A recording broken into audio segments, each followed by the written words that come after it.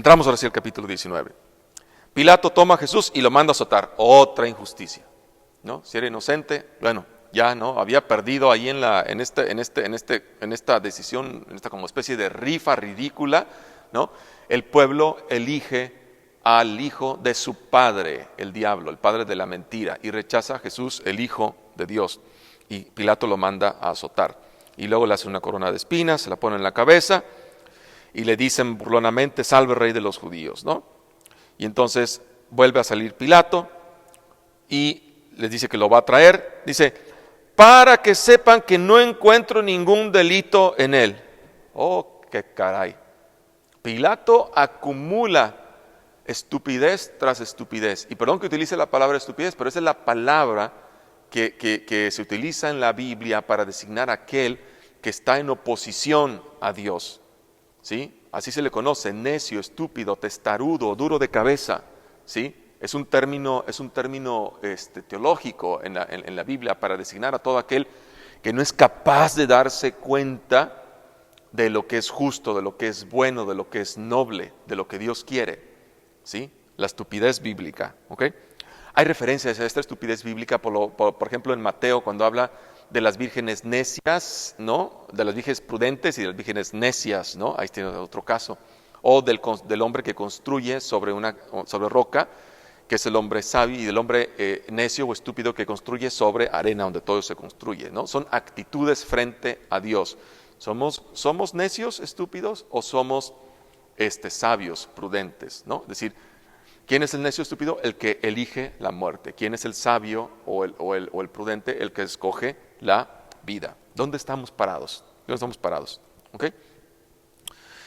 Ay, Pilato, acumulando, ¿no? Necedad tras necedad. Y entonces le dice: aquí tienen al hombre. Esta es una frase muy, muy dramática, ¿no? Es decir, Pilato está convencido que este hombre, Jesús, es inocente, y a pesar de eso, lo ha hecho víctima de una rifa injusta, lo ha mandado azotar, lo ha dejado que lo coronen de espinas y que lo golpeen, y ahora se los trae y dice: he aquí el hombre. Aquello pareciera como una burla, ¿no? Como diciendo: ¿y este es al que tanto miedo le tienen? ¿Este es al que tanto miedo le tienen? ¿Sí? Pero además hay aquí otro elemento importante para nosotros, teológico, muy teológico, que analizar. Ahí Jesús, golpeado, flagelado, coronado de espinas, está demostrando que quiere llegar hasta las últimas consecuencias para demostrar el Dios en el que Él cree, el Dios en el que Él es capaz de ponerse al servicio, ¿sí? Ese es el tamaño del testimonio que da Jesús aquí frente a los dos grupos, a los romanos y a los judíos, ¿sí? Tal pareciera que este hombre que está allí sin privilegios, que ha perdido todo prestigio, todo honor, se presenta como el hombre por autonomacia, ecce homo, he aquí el hombre en la plenitud de su humanidad, porque es capaz de ser valiente, de confrontarse con el poder y de no someterse a las demandas del poder. Qué tremendo es esto. Entonces, por tercera vez Pilato dice: yo no encuentro en él ningún delito. La tercera vez, ratificado aquello. Pilato sigue necio, no entiende, y dice, los judíos le contestan: tenemos una ley, y según esa ley de morir, porque se tiene por hijo de Dios. Ándale, aquí viene la acusación real.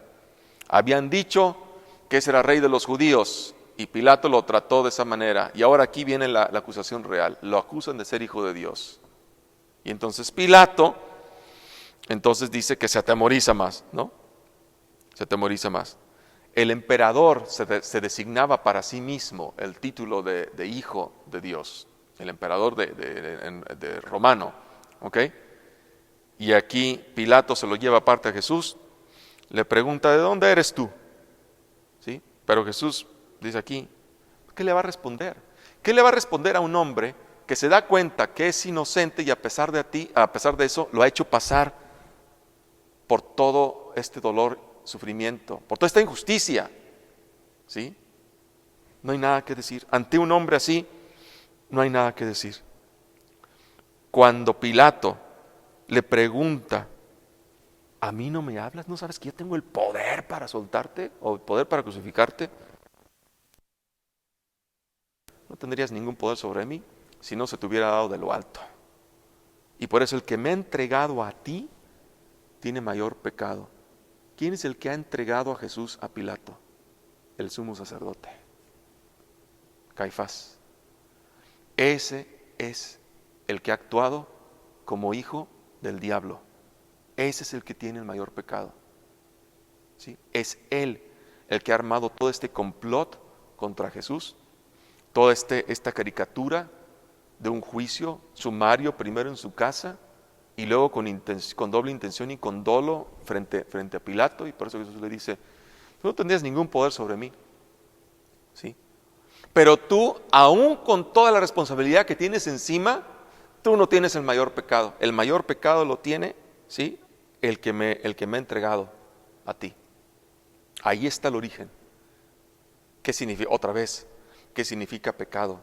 Pecado significa, ¿sí?, infligir dolor, sufrimiento, terror, angustia, muerte a los demás, ¿sí? Y el peor pecado, por supuesto, es el pecado que hace todo eso en nombre de Dios, revestido como si fuera una cosa buena, pero en realidad es una cosa mala, que mata, que destruye la vida, ¿sí? Y dice entonces que desde entonces Pilato, ahora sí, lo trata de liberar. Dice, ahora sí, ya que le han puesto con todo allá a Jesús, lo han maltratado, ahora sí lo quiere liberar. Pero los judíos le llegan a Pilato por donde más le duele. Le dicen, mira, si lo sueltas a ese, no eres amigo del César, ¿sí? ¿Qué es esto de ser amigo del César? Amigo del César era un título honorífico que Tiberio le había dado a sus más cercanos, a sus más íntimos, ¿sí? Pilato, sabemos históricamente que, por textos extra bíblicos, que era protegido por un prefecto del pretorio del emperador llamado Elio Seiano, ¿sí?, que pertenecía, era de la clase de caballeros, ¿no?, prefecto del pretorio del emperador. Después Pilato había sido protegido por un gobernador de Siria llamado Vitelo, que había sido enviado a Roma en abril del 37 para ser juzgado por violencia contra los samaritanos, ¿no? No, perdón, aquí me perdí. Pilato va a ser depuesto por Vitelo, gobernador de Siria, ¿ok?, en abril del 37, y se le envía ante el emperador para ser juzgado por violencia contra los samaritanos, ¿ok? De acuerdo a una tradición cristiana, Pilato se suicidó, ¿sí? Pilato se suicidó. Pilato terminó, pues al parecer terminó mal, ¿no? Le interesaba tanto conservar el título de amigo del César, ¿no?, protegido por este hombre Elio Seiano, pero después su carácter violento lo llevó a ejercer más crímenes, hasta que en el año 37, ¿sí?, Vitelo, gobernador de Siria, lo envía a Roma, ¿sí?, acusándolo de haber ejercido violencia injusta contra un grupo de samaritanos, y después ya no se sabe más de Pilato, ¿sí? Aquí se muestra cómo los que sirven al poder no son libres. Los que sirven al poder, el poder no es poseído, sino que posee a aquellos que lo persiguen. Esto es bien interesante, ¿sí? Pilato aquí no está en control de la situación. Pilato, durante todo el juicio de Jesús, aparece totalmente en descontrol de la situación. Él es el que está controlado, primero por las autoridades religiosas judías, ¿sí?, porque siempre están ellos detrás, ¿no?, porque le están diciendo que es rey, luego porque le dicen que es hijo de Dios, y luego dicen, si lo dejas libre, no eres amigo del César, no eres amigo del César, es decir, vas a perder tus privilegios políticos. Qué tremendo es esto, porque los que sirven al poder, sobre todo al poder autócrata, parecen libres, pero no lo son. El poder, sobre todo el poder cuando se ejerce de manera incorrecta, posee a la gente. La gente cree que lo posee, pero en realidad no. El poder, posee a la gente y la destruye, la aniquila. ¿Sí? Por eso hay que estar muy atentos en la sociedad y también en nuestras comunidades eclesiales a que nadie abuse del poder. Ya se los decía en una ocasión, el Papa nos ha invitado a estar bien atentos contra los 3 principales abusos: el abuso sexual, el abuso de poder y el abuso de conciencia.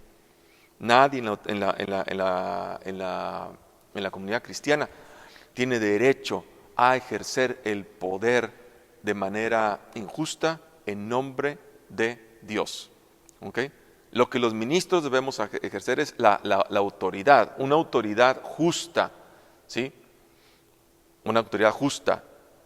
No es una autoridad para abusar de los demás, sino para el servicio de los demás. ¿Ok? Ellos le piden la crucifixión, ¿sí? Y bueno, y lo mandan, Jesús lo manda antes de darle la sentencia, lo pone en un lugar que se llama enlosado, en hebreo Gabatá, ¿sí? Y dice, atención la nota aquí, era el día de la preparación de la Pascua, a la hora sexta. Aquí está otra nota para saber que Jesús no ha celebrado la Pascua judía, ¿sí? Porque es apenas el día de la preparación de la Pascua. ¿Okay? Esto siempre en el Evangelio de Juan. ¿Okay? La hora sexta es más o menos la hora del mediodía. Esta es una indicación teológica que nos da el evangelista. Era el día de la preparación de la Pascua hacia la hora sexta. La hora sexta era la hora del día de la preparación de la Pascua, era la hora en que comenzaban los sacrificios de los corderos en el templo de Jerusalén. ¿Sí? ¿Qué está haciendo Juan? Juan nos está diciendo, el verdadero Cordero de Dios no va a ser sacrificado allá en el templo. El verdadero Cordero de Dios va a ser sacrificado aquí, ahora, en Jesús. Este es el auténtico Cordero de Dios. ¿Sí? Es una indicación teológica que nos pone el evangelista, y como queriendo decir, la frase Cordero de Dios la encontramos en Juan, por supuesto, en el capítulo 1, verso 29 al 36, ¿no? Jesús como Cordero de Dios es la auténtica Pascua, ¿sí? Y entonces, lo que están celebrando los judíos, para Juan, es una farsa. Es una farsa. Porque estos hombres están dispuestos a celebrar la Pascua sin importarles mandar a matar a un inocente. Están dispuestos a sacrificar la Pascua en nombre de su Dios, matando a aquel que los ha denunciado como idólatras, que los ha denunciado por no seguir la auténtica ley de ese Dios en el que dicen creer. Qué tremendo, ¿no? Y por eso, para esta gente, hace el juego de que para ellos es mejor aceptar el dominio romano, nosotros no tenemos más rey que el César, ¿sí? Que aceptar el reinado de Dios. Y ya sabemos la consecuencia, ¿no? Pilato lo manda, lo entrega para que sea crucificado. Es interesante cómo Juan, fíjense qué escueto nos narra el pasaje del pretorio de Pilato al Calvario. Dice, tomaron pues a Jesús, cargando con su cruz, salió hacia el lugar llamado Calvario, que en hebreo significa Gólgota. Ahí crucificaron a Jesús junto con otros 2, uno a cada lado. Punto. Escueto. Porque a Juan no se preocupa tanto por esta cosa sangrienta de la muerte de Jesús. Le preocupa más el significado teológico de esta muerte. ¿Por qué va a morir Jesús? ¿Sí? Y entonces, bueno, ahorita nos va a decir de qué se trata, ¿no? El Gólgota era un montículo de quizá unos 5 o 8 metros de altura que estaba fuera de Jerusalén, probablemente hacia el oeste de Jerusalén, y era un lugar típico de ejecuciones, ¿ok? La cruz, ya ustedes ya lo conocen, es un símbolo, ¿no? Que está compuesto de dos palos, uno vertical que se llama estípite y uno horizontal que se llama patíbulo. Probablemente los estípites, los palos verticales, ya estaban ahí puestos siempre, y Jesús quizás solamente cargó con el patíbulo, es decir, con el travesaño, con el madero horizontal, y ese es quizá el que salió cargando hacia el Gólgota, ¿no? La crucifixión había sido inventado por los persas y después había sido adoptada por los romanos, ¿no? El acto de quebrarle las piernas a los crucificados, ¿no? Con un mazo de hierro o de madera tal vez, se llamaba crucifragium, ¿sí? Crucifragium, es decir, quebrarle las piernas a los crucificados, ¿ok? Y aquí quiero detenerme en qué es la cruz, ¿sí? Sí, es cierto.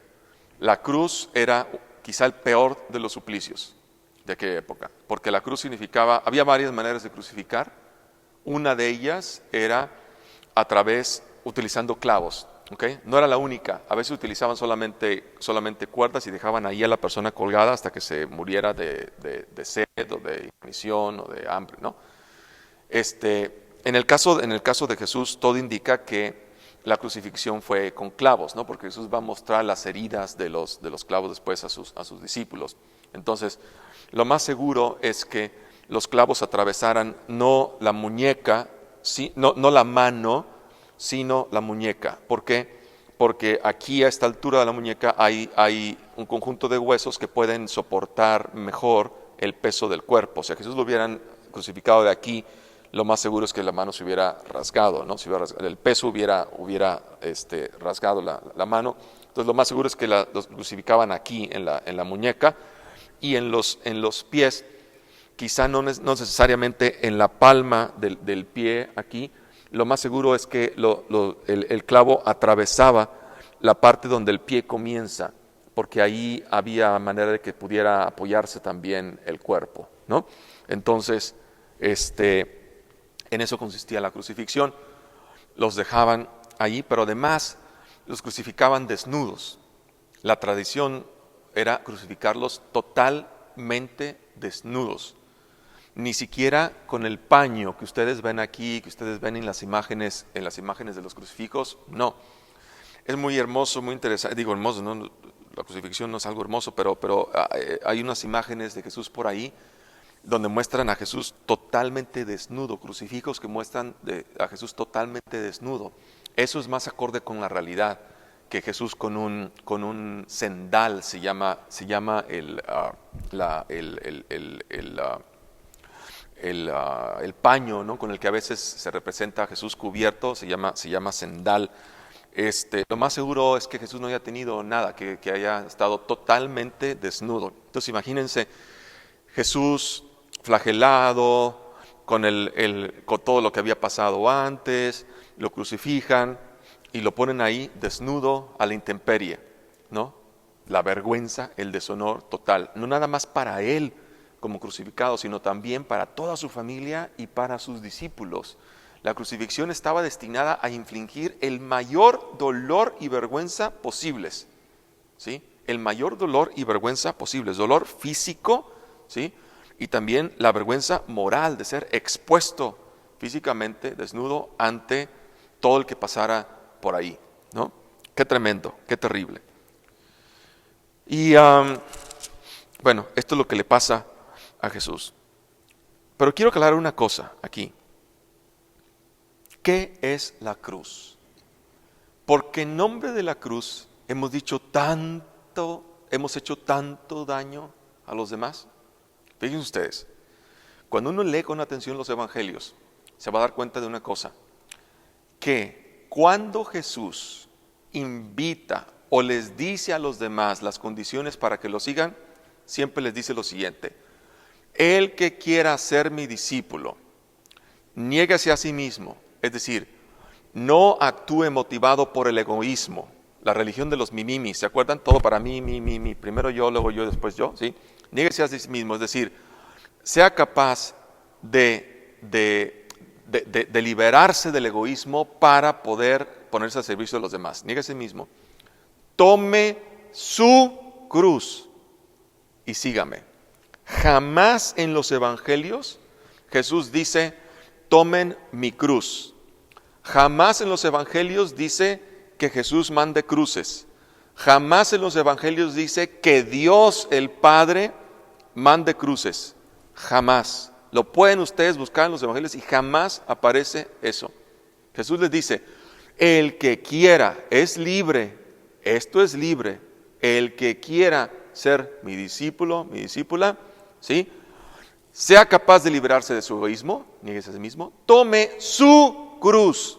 Ni siquiera es la cruz de Jesús, es la cruz de cada uno. ¿Qué es la cruz entonces? La cruz son todas aquellas cosas, eventos negativos, dolorosos, que nos ocurren cuando estamos viviendo el Evangelio de Jesús. Eso es la cruz. La oposición, la mentira, la persecución, el engaño, todo lo negativo que nos pase por vivir el Evangelio de Jesús de Nazaret, eso es la cruz.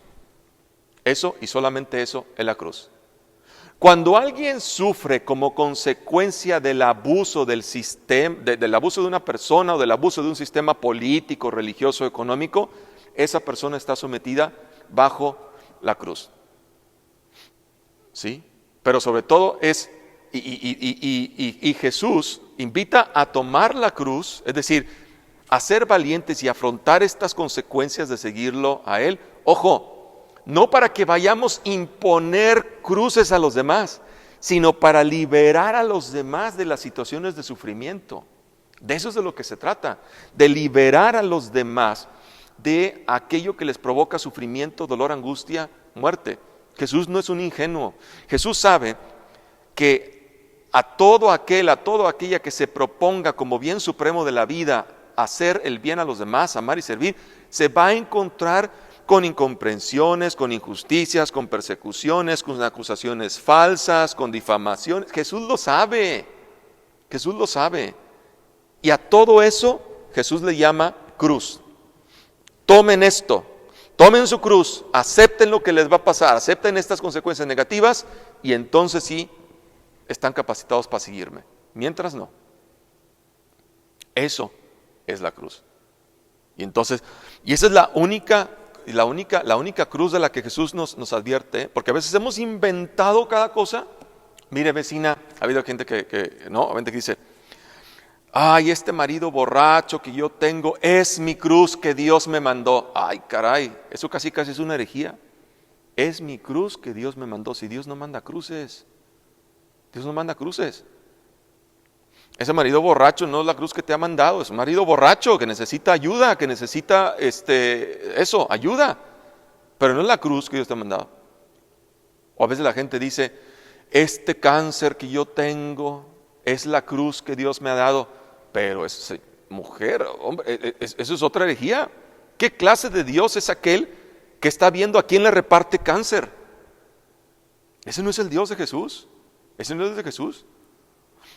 ¿Sí? El cáncer que tú tienes, eso no es la cruz. Según los evangelios, eso no es la cruz. Una persona enferma de cáncer, al contrario, es una persona que hay que ayudar, hay que ayudar todo lo posible para que encuentre la salud. Y para ayudarla, si es un cáncer definitivamente muy agresivo, muy malo, terminal, ayudarla de todas las maneras posibles para poder terminar esta vida de la manera más humana, con el menor dolor posible. ¿Sí? Ser compasivo con aquella persona que está enferma, poner a su disposición los medios para que pueda encontrar la salud, la sanación, o por lo menos paliar lo más posible el dolor a lo largo de su enfermedad. Pero eso no es la cruz. Jesús jamás habló de eso. Jesús se la pasó liberando de todo lo que hacía sufrir al ser humano, liberando de la enfermedad, liberando del dolor, liberando de la soledad. Dice en un texto del Evangelio que libera a María Magdalena de 7 demonios, es decir, aquella mujer a lo mejor estaba destrozada por circunstancias que no sabemos, y Jesús, ¿qué hace? La libera de aquello, en lugar de decirle, sí, mira María, eso es tu cruz, cárgala, aguántate, apechuga con eso y síguele. No, Jesús libera de la enfermedad, del dolor, del sufrimiento, de la angustia, de la tristeza, de la soledad, de la muerte. Jesús se la pasa liberando todo el tiempo, y Jesús sabe que cuando le entramos a querer liberar a los demás, van a pasar consecuencias negativas. Eso es la cruz. Eso es la cruz. Porque vamos a encontrar oposición, porque vamos a encontrar confrontación, porque vamos a encontrar incomprensión. Sí, así es, así pasa, somos humanos. Y Jesús no es un ingenuo y nos advierte sobre eso. Quien no esté dispuesto a aceptar esa oposición que va a ocurrir tarde o temprano cuando tú y yo nos ponemos a vivir el Evangelio, entonces no podemos ser discípulos de Jesús. Eso, mis hermanos, mis hermanas, es la cruz. Ojalá que haya quedado muy claro, ¿ok?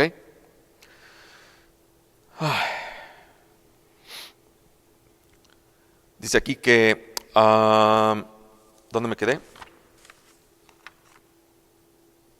Sí, dice que le quitan a Jesús el manto. El manto ya hemos dicho en otra ocasión que es el signo de dignidad, de autoridad, de identidad de la persona misma, ¿no? Y este manto va a ser repartido, ¿no?, en 4 partes. Es un simbolismo, ¿no? Las 4 partes, los 4 puntos cardinales, es decir, la persona de Jesús, la autoridad de Jesús, la identidad, la realeza de Jesús va a ser ahora esparcida a los 4 puntos cardinales, a toda la tierra, a todo el mundo. Y la túnica, dice que era una túnica inconsútil, que no tenía ni una, que era de una sola pieza, ¿no? Es el símbolo del amor de Dios por toda la humanidad. Dice, no dividen. El verbo es schizomen, que significa división o cisma, ¿no? Jesús ha provocado divisiones en su mensaje, pero Jesús, ¿sí?, en la comunidad de creyentes ha advertido contra los cismas, ha advertido contra las divisiones, ¿sí? Él quiere que haya unidad, que ustedes sean uno, Juan 17:20, así como esta túnica inconsútil, ¿no?, que representa la unidad precisamente de la comunidad cristiana. La madre de Jesús está aquí, y no dice su madre, sino la madre en el texto griego, ¿ok? Ya decimos, está en Juan, la madre de Jesús no aparece con su nombre. Tú y yo sabemos que se llama María por los demás el Evangelio de Mateo y el Evangelio de Lucas, pero en Juan no tiene nombre, aparece como anónima, la madre de Jesús. Esta madre de Jesús había estado en las bodas de Caná, donde se anunció el cambio de la alianza, de la antigua a la nueva ley, a través del vino nuevo, del vino que representa el amor, ¿sí? Jesús la llama mujer, que es en griego es ginai, y ginai es una mujer casada o desposada. ¿Se acuerdan que habíamos hablado de las mujeres simbólicas de Jesús en el Evangelio de Juan? Las mujeres simbólicas de Jesús. Esta madre de Jesús, ahora sí, les voy a decir qué significa. La madre de Jesús representa a la esposa o comunidad fiel de la antigua alianza, ¿ok?, que espera la manifestación de Jesús. Por eso está ahí en las bodas, está esperando la manifestación, la hora de Jesús que llegue, ¿no? ¿Cuál es esa hora? Transformar, es decir, que empiece la nueva alianza, traer el vino nuevo del amor. Entonces, la madre de Jesús, anónima, ¿sí? Insisto, que tú y yo sabemos que llama María, pero aquí aparece como nombre simbólico, simbólicamente, de manera anónima, representa a la comunidad fiel de la antigua alianza, ¿ok?, del pueblo judío. La samaritana es la segunda mujer de Jesús, también anónima, ¿sí?, y es el símbolo del pueblo samaritano que se consideraba infiel, que los judíos consideraban como infiel, ¿no?, y que Jesús lo rescata ofreciéndole amor fiel e incondicional, ¿no?, a través del nuevo culto que Jesús viene a instalar, el nuevo culto en espíritu y en verdad. Y el agua de la vida, que significa también el espíritu. La tercera, la otra esposa simbólica, habíamos dicho que es María, la hermana de Marta y de Lázaro, ¿no?, que unge a Jesús, que habla de esta intimidad profunda con Jesús, porque hay identificación con él. Y la última es María Magdalena, de la cual les hablaré más en la narración de la resurrección. La única mujer que aparece con nombre propio es María Magdalena. ¿Y quién es María Magdalena? María Magdalena representa la esposa, ¿sí?, la esposa fiel, ¿sí?, la comunidad cristiana, ¿sí?, la comunidad cristiana, la nueva comunidad cristiana, ¿sí? que nace de Jesús. ¿Ok? Entonces, esta María Magdalena, los evangelios, no solamente Juan, los evangelios es hermosa María Magdalena. Yo podía hablar mucho trato de María Magdalena, pero ya llevamos aquí casi 2 horas, por si no se han dado cuenta. ¿Qué nos dicen los evangelios de María Magdalena? Número 1, la presentan como la discípula fiel que sigue y sirve a Jesús. ¿Sí? Número 2, la presentan como testigo privilegiado de la resurrección. Y número 3, la presentan como la receptora de esta aparición del resucitado, la primera, y luego como la primera apóstol. Jesús la envía a anunciar la buena noticia de la resurrección a los apóstoles. Por eso a María Magdalena se le conoce como apóstola de los apóstoles, o apóstola para los apóstoles. La palabra apóstol no es otra cosa, es una palabra en griego que no ha sido traducida al español y significa aquel que es enviado. ¿Ok? Entonces María Magdalena es un personaje fascinante, porque todos han abandonado a Jesús, todos los discípulos hombres han abandonado a Jesús. Las únicas que están ahí al pie de la cruz son las mujeres. Entre ellas, las que sobresalen más, está la madre de Jesús, simbólica, ya decíamos, la comunidad de la antigua alianza, María Magdalena, ¿sí? la representación simbólica de la comunidad de la nueva alianza, y el discípulo que Jesús ama, la representación masculina de esta comunidad de la nueva alianza. ¿Ok?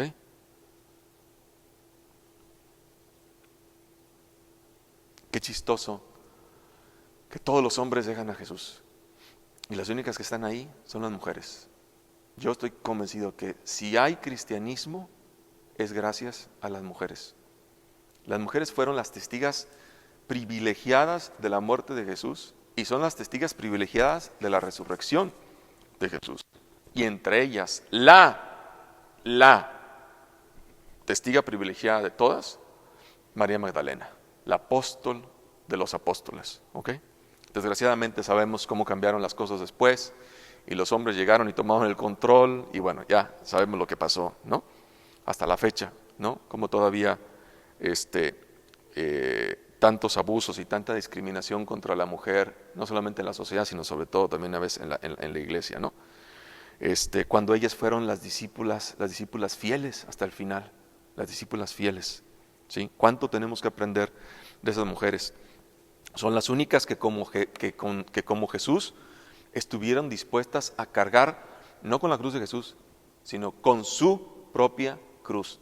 La vergüenza, la deshonra social que tuvieron que pasar y el riesgo de su propia vida al estar ahí frente a un ajusticiado por el sistema religioso y político de la época. Al estar Jesús en la cruz y ellas ahí, ellas también se están poniendo en peligro de que las hubieran acusado o denunciado porque están haciéndole compañía a alguien que es considerado un maldito de Dios y un enemigo político del Estado, de la sociedad. Y entonces Jesús, al discípulo que ama, imagen masculina de la comunidad cristiana nueva, le da la madre, le da a la madre. Es decir, ahí le dice, hijo, madre, he ahí a tu hijo, mujer, más bien, mujer, he ahí a tu hijo, hijo, he ahí a tu madre. Es decir, Jesús le pide a estas dos comunidades, a la comunidad de la antigua alianza que esperaba a Jesús y a la comunidad de la nueva alianza, que se acepten mutuamente, que se integren, que se unan, que no son dos separadas, sino que están llamadas a la unidad, porque los dos creen en Él, pero unos venían más de una tradición y otros venían más de la otra tradición. Entonces Jesús les pide que se acepten, que se reconozcan mutuamente, ¿no? Y entonces el discípulo, señal de la nueva comunidad cristiana, acoge a la madre de Jesús, la representación de la comunidad de la antigua alianza fiel, en su casa desde ese momento, es decir, la acepta, la integra. ¿Qué grupo estaba detrás de esto? No lo sabemos, ¿sí? Pero es una señal de acogida, de unión, de recibirse y aceptarse mutuamente. ¿Ok?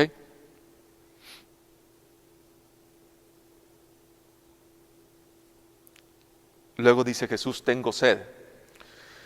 Y tengo sed había sido la misma expresión que le había dicho Jesús a la samaritana en Juan 4:7. Es casi como una oportunidad que Jesús le está dando para manifestar su misericordia.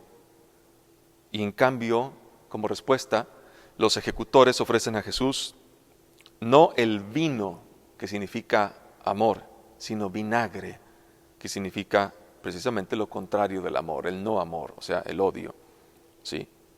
El Salmo 69, verso 22 habla de esto, ¿no? Del vinagre como odio, ¿no? En un hisopo, que era una planta para rociar la sangre del Cordero de Pascua, ¿no? En Éxodo 12:21. Y se lo ofrecen quienes lo han rechazado. Quien no acoge el vino, el amor de Dios, solo ofrece vinagre. ¿Qué ofrecemos tú y yo a nuestra familia, a nuestra iglesia, a nuestra sociedad, a nuestra comunidad? ¿Vino o vinagre? ¿Ofrecemos el vino del amor de Dios? ¿O ofrecemos el vinagre de nuestro no amor, de nuestro odio, de nuestro rencor, de nuestras mentiras? ¿Qué ofrecemos a la comunidad? Bien interesante que nos hagamos esa pregunta. Y luego Jesús dice, todo está cumplido. Jesús ha puesto el Evangelio en clave de nueva creación. Todo está cumplido, como si todo estuviera completado, ¿no? Y luego dice, entregó el Espíritu. Esto es bien interesante, porque ninguno de los 4 evangelios ha descrito la muerte de Jesús como diciendo Jesús murió. Ninguno dice textualmente Jesús murió, no porque no haya muerto, sino porque los evangelistas han descrito la muerte de Jesús en clave teológica, ¿ok? ¿Sí? El verbo que utilizan es ekpneo, y ekpneo significa expirar, echar fuera el fuego. Echar fuera el fuego, la fuerza, ¿sí? El fuego como símbolo de vida, de fuerza, ¿ok? ¿Qué es la muerte de Jesús? Jesús, al entregar el Espíritu, es decir, al hacer esto, ahí está expirando, echando fuera el Espíritu, se lo está entregando también a la comunidad cristiana. Es el triunfo de la vida. Porque lo que Jesús nos da ahí en la cruz, aquí en la cruz, lo que nos da es su espíritu. Echó fuera el espíritu. ¿Y qué es el espíritu de Jesús? Su misma capacidad de amar. El espíritu, ¿sí? Que en griego se dice ruach, ¿no? Y en hebreo se dice en hebreo se dice ruach y en griego se dice pneuma. No es otra cosa más que vida, amor, fuerza, aliento, aquello que mantenía vivo a la persona, ¿okay? El hálito vital. Eso es lo que Jesús nos deja, su espíritu. Hasta en ese último momento, en clave simbólica, Jesús deja su espíritu a la comunidad cristiana. Y al dejar su espíritu, Jesús nos está llamando a una vida espiritual. Pero hay que tener cuidado aquí. No confundamos vida espiritual con vida devocional. Son 2 cosas totalmente distintas, ¿ok? La vida devocional es una vida de rezos, de devociones. La vida espiritual es desde los evangelios. Me estoy basando solamente en lo que dice el texto del evangelio. Una vida espiritual, es decir, una vida según el Espíritu de Jesús, es una vida guiada, inspirada, impulsada, empujada por el Espíritu. Y por lo tanto, una vida espiritual es una vida práctica. No es una vida acá espiritual hoy de andar en las nubes, que a veces hemos confundido con espiritualidad, con estar mucho tiempo de rodillas. Eso no es una vida espiritual. Una vida espiritual es una vida según el Espíritu de Jesús, según el Espíritu de Dios. Y por eso es una vida, vamos a decirlo de otra manera, una vida espiritual no es otra cosa más que una vida práctica, donde se demuestra con obras prácticas, concretas, el amor que yo le digo tener a Dios a través del amor que le tengo a los demás. Eso es la vida espiritual. Una vez que Jesús entrega el Espíritu, ahora sí, la creación está completa, su trabajo está completo. Y quien lo acoge es capaz de poder ser como Él, adquirir la condición divina. ¿Ok? Se nos habla cómo después viene se acelera todo aquello para poder bajar el cuerpo, ¿no?, de la cruz, porque aquel día era un día solemne, ¿no?, el día de la preparación de la Pascua. Después viene esta escena donde quieren, para asegurarse que ya están muertos los otros, van y les quiebran las piernas para poder hacerles más difícil la respiración, ¿no?, y que puedan morir más rápido. Cuando llegan a Jesús se dan cuenta que ya está muerto, y lo que hacen es, un soldado le atraviesa el costado con la lanza, y otra vez aquí, Juan con sus símbolos, y de inmediato dice, salió sangre y agua. ¿Qué es esto? Otra vez, símbolo del Espíritu.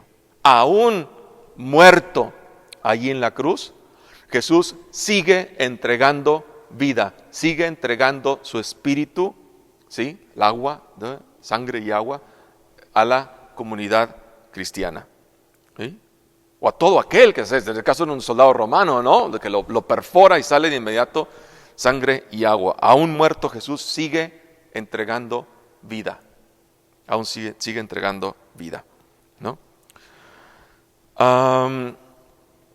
José de Arimatea, que era miembro del Sanedrín, este tribunal compuesto de 71 personas, ¿no?, que tomaba decisiones en el pueblo judío, dice que por miedo no seguía a Jesús, ¿no? Ha aparecido ya en el Evangelio anteriormente, en el capítulo 3. Jesús ha tenido una larga conversación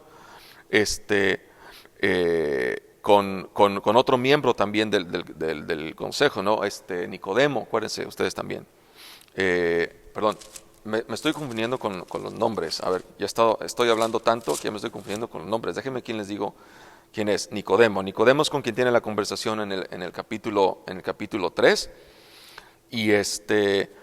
Y tanto él como José de Arimatea están aquí presentes. José de Arimatea, discípulo de Jesús a escondidas por miedo a los judíos, ¿no? Y Nicodemo, que había ido a verlo de noche también porque tenía miedo. Son los dos. Fíjense qué interesante. Los dos, José de Arimatea y Nicodemo, que tienen miedo de seguir a Jesús cuando está vivo, ahora van a ofrecerle un acto de caridad ya que está muerto. Ya que está muerto. Bueno, gracias, ¿no?, aunque sea, pero bueno, ¿no? Por miedo no han sido capaces de dar testimonio de Jesús cuando todavía está vivo. Y ahora le vienen a ofrecer un acto de caridad ya cuando está muerto, ¿no? Y luego, ¿qué sucede? Viene la narración de la sepultura. Y la quiero leer porque esto es bien importante. Dice, después de que José de Arimatea, que era discípulo de Jesús, aunque en secreto por miedo de los judíos, pide a Pilato la autorización para tirar el cuerpo, Pilato se lo concede. Fue también Nicodemo, aquel que anteriormente había ido a verlo de noche, con una mezcla de mirra y aloe de unas 100 libras. Tomaron el cuerpo de Jesús, lo envolvieron en lienzos con los aromas conforme a la costumbre judía de sepultar. En el lugar donde había sido crucificado había un huerto, y en el huerto un sepulcro nuevo, en el que nadie había sido depositado. Ahí pusieron a Jesús porque era el día de la preparación de los judíos, y el sepulcro estaba cerca. Otra vez, símbolos y símbolos y más símbolos. Lo voy a decir en una sola línea. El evangelista nos está narrando la sepultura de Jesús, pero en realidad, simbólicamente, lo que nos está narrando es la preparación de una boda. Así es. ¿Se acuerdan cuando habíamos hablado de que la mirra y el aloe eran elementos para hablar de la noche nupcial? ¿Sí? El evangelista dice que esta era la costumbre de tratar a los cuerpos de los cadáveres, ¿no? Y hasta donde sabemos, no. La costumbre judía era lavar el cuerpo, untarlo si acaso con aceite, envolverlo con vendas, ¿no?, o en un lienzo, y meterlo a la tumba. Esta cosa de utilizar mirra y aloe que se utiliza, que dice aquí, fíjense la cantidad, más de 33 kilos. Es una cantidad exageradísima. Mirra y aloe no se utilizaban para sepultar cadáveres, sino para perfumar la alcoba nupcial. Ya lo hemos visto en el Cantar de los Cantares, ¿no? 1:13, 3:6, 4:6, 14:5, ahí aparece la mirra y el aloe, ¿no? Es el perfume también del rey, del novio, en el Salmo 45, verso 9. ¿Sí? La palabra que se utiliza para telas o lienzos, en este caso lienzos de lino, era el lienzo de la cama en la noche de bodas. Todas las señales están ahí para hablarnos de que se está preparando el tálamo nupcial, simbólicamente, teológicamente, ¿no? El evangelista nos está poniendo como a Jesús el esposo, ¿sí?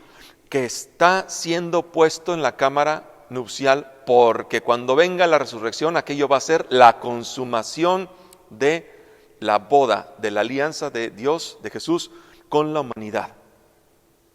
Qué hermoso es esto. El evangelista no nos está hablando de una sepultura, sino de la preparación de una boda. Qué hermoso es este símbolo, esta teología de Juan, ¿sí? Tremenda esta teología de Juan. Y con eso termina el pasaje. Chistoso que el sepulcro, que habla nuevo, como nueva también se suponía que tenía que ser la cama nupcial, dice que el sepulcro, había un huerto, dentro del huerto había un sepulcro nuevo en el que nadie había sido depositado todavía. Chistoso que el sepulcro, que es una cámara mortuoria, esté dentro del huerto, de un jardín, que acuérdense que habíamos dicho que era símbolo del ámbito de la vida. Pues sí, porque lo que va a salir de ahí, ¿sí?, es vida. No todo está terminado. Y qué chistoso que diga que el huerto está justo al lado de un lugar de ejecución. Eso parece, uno buscaría que un sepulcro estuviera lo más alejadito, ¿no?, de un lugar de ejecución. Pues no, justo al lado del lugar del lugar de ejecución, donde habían matado a Jesús, pero que Jesús lo había transformado en un lugar de vida, porque expira, suelta, exhala su espíritu. Justo ahí al lado está un jardín, símbolo de un lugar de la vida, y adentro un sepulcro nuevo. Y ahí ponen a Jesús, ahí depositan a Jesús. La preparación para una boda. ¿Qué boda? De eso les hablaré más en el comentario del domingo de la resurrección. Ojalá que haya quedado claro, ¿sí? Este último, sobre todo este último que acabo, ha utilizado imágenes, símbolos muy poderosos para hablarnos. Nos está diciendo una cosa, pero hay que entender qué es lo que nos está queriendo decir. Y por eso vamos con cuidado viendo los símbolos, viendo los signos, los detalles, ¿no?, que nos ha dejado ahí el evangelista a lo largo de su narración. Cuando uno lee la Biblia, hay que tener mucho cuidado, porque una cosa es lo que el texto dice y otra cosa es lo que el texto significa. Por eso es que hay la labor esta de interpretación, ¿sí? El texto dice una cosa, hay que ver qué es lo que el texto significa. Aquí el evangelista nos está narrando la sepultura de Jesús, y sí, en efecto, Jesús de Nazaret, hasta donde sabemos, sí, Jesús de Nazaret lo mataron, lo crucificaron, lo ejecutaron, lo sepultaron, ¿sí? Todo eso es cierto. Ahora, ¿cómo nos lo está contando Juan? ¿Sí? Y la clave teológica con la que Juan nos lo está contando, eso es lo interesante. Porque ahí es donde encontramos el sentido pleno de esta muerte, de esta ejecución, de esta sepultura, de la vida de este hombre, Jesús de Nazaret. ¿Sí?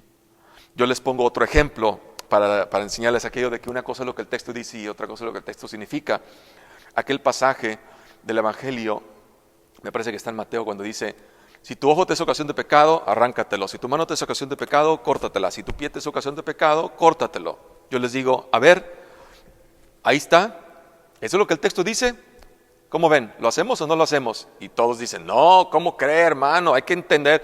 Y me dicen, hay que entender qué es lo que significa aquello. Ah, ¿verdad?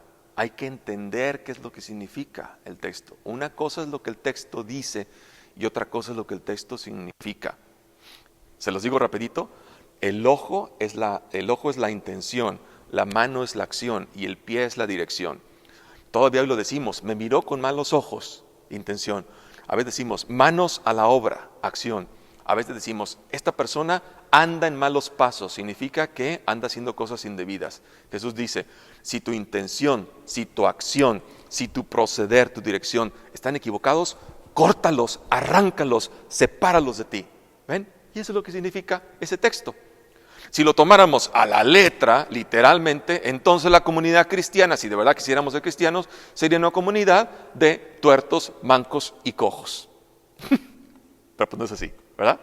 Entonces, de la misma manera, así entendemos estos pasajes, sí, sabiendo que qué es lo que el texto dice, ¿sí? Y luego qué es lo que el texto significa, qué es lo que está detrás, toda la hermosa carga teológica que le han impreso los evangelistas.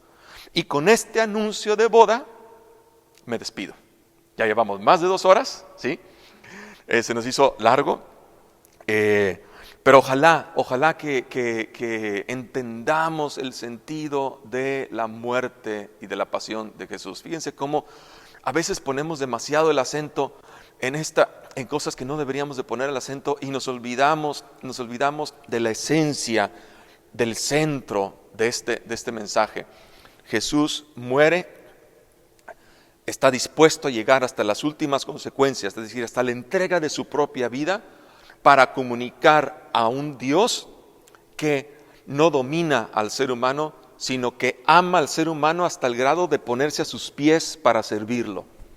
Y Jesús está tan convencido de esto que es capaz de llegar hasta las últimas consecuencias, hasta la cruz, con valentía, con decisión, con firmeza. La realeza de Jesús consiste en amar y servir, ¿sí? El sacerdocio de Jesús consiste en amar y servir. ¿Sí? La vida misma de Jesús, toda la vida misma de Jesús, según lo vemos en los evangelios, está orientada a eso, ¿sí? A revelar, a quitar el velo, a revelar la imagen de Dios, amor, que ama con amor apasionado al hombre, al ser humano, y que quiere venir a entrar en comunión con Él, pero que la única manera de entrar en comunión con ese Dios es entrando en comunión, en común unión de vida unos con otros. Y Jesús está dispuesto a dar testimonio de ese mensaje. Si Jesús se hubiera escapado, se hubiera huido, ¿sí? Que pudo haberlo hecho, hubiera tenido a lo mejor un mensaje muy bonito, pero no hubiera sido coherente con ese mensaje y de nada hubiera valido. Al contrario, Jesús hace exactamente lo contrario. Está dispuesto a cargar con su cruz, es decir, a afrontar las consecuencias negativas, adversas que ocurren como resultado de vivir el Evangelio y llegar hasta las últimas consecuencias. Y nos da un ejemplo de vida. Y al hacerlo, lo hace entregándose, dándose a nosotros. Y lo que nos entrega también es su espíritu, su misma capacidad de amar. Su misma capacidad de amar, su misma vida, su misma fuerza, para que nosotros, tú y yo, nos hagamos ¿qué? Hijos e hijas de Dios, que tengamos la mentalidad y el comportamiento de nuestro Padre Dios, imitando a Jesús, y así tengamos vida plena, vida en abundancia, ¿sí? Adquiramos la plenitud de la condición divina. ¿Ok? Esto es lo que celebramos el Viernes Santo, en la pasión y muerte de Jesús. Esto es lo que celebramos. Ojalá que nos sirva, ojalá que nos ayude, que tomemos conciencia, ¿sí? Y que meditemos. Hay mucho que meditar, y hay mucho también que poner en práctica, ¿sí? Y estamos viviendo situaciones muy complejas, muy difíciles, que ameritan de verdad que meditemos, que reflexionemos y que actuemos pronto, ¿sí? Para que demos vida de todas las maneras posibles que podamos dar vida, sobre todo en estos momentos tan difíciles que estamos pasando. ¿Ok? No se les olvide, estará dispuesto ahí el video en Facebook. Como va a estar muy pesado, no sé si lo va a grabar mi celular. Si está grabado, lo subiré después al YouTube, al canal, pero seguro está ahí quedará grabado en el Facebook. Mañana, Sábado Santo, no hay meditación. Ya sé, ¿verdad? Dirán algunos. ¿Por qué no hay meditación? Porque, hombre, ya hemos venido meditando tanto y tenemos tanto material para poder seguir meditando, que mañana amerita que hagamos una pausa el sábado santo es el único día de todo el calendario litúrgico cristiano católico donde no se celebra ningún sacramento, ninguna acción litúrgica. El sábado santo, ¿sí? Nada. Toda la iglesia está en expectativa, mirando hacia dónde, mirando hacia ese jardín, ese huerto de vida, en el cual adentro hay un sepulcro nuevo que simboliza el tálamo nupcial, y adentro está el novio, el esposo, Jesús, como grano de trigo, que está dispuesto a desintegrarse para poder salir de ahí y dar fruto, y así consumar la alianza, las bodas entre Dios y la humanidad. Y ahí estamos expectantes, mirando hacia allá. Esa es la espiritualidad del sábado santo, mirar hacia ahí, hacia ese jardín, hacia ese sepulcro que está la nupcial, ¿sí? Y mirar a ese Jesús que es grano de trigo, que había dicho que si el grano de trigo no se siembra en la tierra, ahí está Jesús, grano de trigo, sembrado allí en el sepulcro, esperando como el esposo resucitar, es decir, a consumar la alianza con la humanidad. Gracias a todos, a todas por acompañarnos, gracias por su paciencia en estas más de 2 horas, y ojalá que haya servido y que haya material para ustedes.